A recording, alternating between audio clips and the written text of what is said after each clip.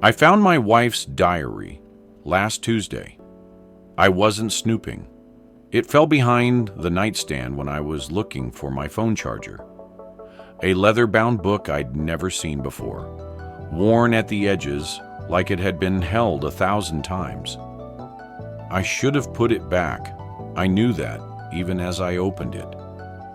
But something in my gut told me that whatever was inside would explain the distance I'd been feeling for months, maybe years.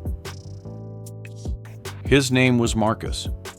He died when he was 19, wrapped his car around a tree 2 weeks before prom. My wife, Sarah, was 17. I knew none of this. In 15 years of marriage, she never mentioned him once. The entries weren't old. They were recent. Last month, last week, one from 3 days ago. I wonder what Marcus would think of the woman I've become, she wrote. I wonder if he'd still recognize me. Sometimes I look at myself in the mirror and I don't even recognize myself. The girl he loved died with him, I think. What's left is just someone going through motions. There were pages about me too. That's the part that's been playing on loop in my head since I read them. He's a good man. He deserves someone who can give him everything. But when he touches me, I feel like I'm betraying a memory. When he tells me he loves me, I smile and say it back. But the words taste like a lie I've been telling for so long, I almost believed it myself. I've been sleeping on the couch for 3 nights now. Told her I've got a bad back. She believed me. Or maybe she was just relieved to have the bed to herself. I don't know anymore. Every time I look at her, I'm searching for signs I missed.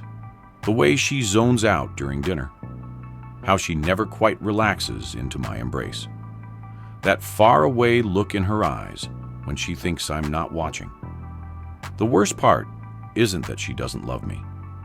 It's that I think I already knew. You know how sometimes you sense something is wrong, but you tell yourself stories to explain it away? She's tired. She's stressed. She's going through something. We all go through phases. That's what I told myself while I was slowly becoming a placeholder in my own marriage. A stand-in for a ghost I never knew existed.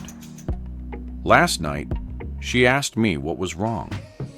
We were doing dishes, one of those domestic rituals that make you feel like you're building a life together when maybe you're just building a routine. Her hand brushed mine in the soapy water, and I almost told her everything.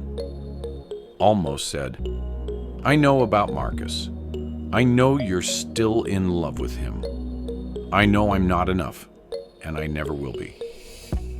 But I didn't. Because here's what I've been wrestling with, what's been tearing me apart. What if leaving her isn't the merciful thing? What if it's the cowardly thing? She's spent 20 years grieving a boy who never got to disappoint her, never got to leave wet towels on the floor, or forget anniversaries, or gain weight, or lose his hair. Marcus exists in her mind as perfect and permanent. Forever 19, forever's possibility. Forever the road not taken. How do I compete with that? How does anyone? But here's what keeps me up at night. What if by staying, I'm robbing both of us? She could find someone who makes her feel alive again. Someone who doesn't remind her every day of the compromise she made, the settling she did. And I could find someone who doesn't look through me like I'm a ghost too. I keep thinking about this moment from our wedding. We were dancing to our song, though now I wonder if it was ever really ours. And she rested her head on my chest. I felt her body shake slightly, and when I pulled back to look at her face, there were tears running down her cheeks. I'm just so happy, she whispered. I believed her then. I held her tighter and thought I was the luckiest man alive. Now I wonder if she was crying for a different wedding, a different groom, a different life she'd never get to live. The diary is back behind the nightstand. I put it there after I read it, positioned it exactly how it fell. She'll never know I saw it, but I can't unknow it. I can't unfeel the way those words crack something open in my chest. So here I am, carrying around this secret that's changing everything about how I see our life together. Every kiss feels like she's trying to resurrect a dead boy through me. Every "I love you" sounds like an apology she doesn't know she's making. I still love her. That's the part that guts me. I love the way she laughs at stupid jokes. I love how she sings off key in the shower. I love watching her concentrate when she's reading, the way she bites her bottom lip. I love her, even knowing she might never love me back the way I need to be loved. And maybe that's the question I'm really asking. Is love enough when it only goes one direction? Is it noble to stay? Or is it just comfortable? Is leaving her an act of love? Setting her free to find what she lost? Or is it running away from the hardest work of my life? I don't know the answer. But I know I can't keep going like this, living in a house haunted by someone I've never met, competing with a memory I can never beat.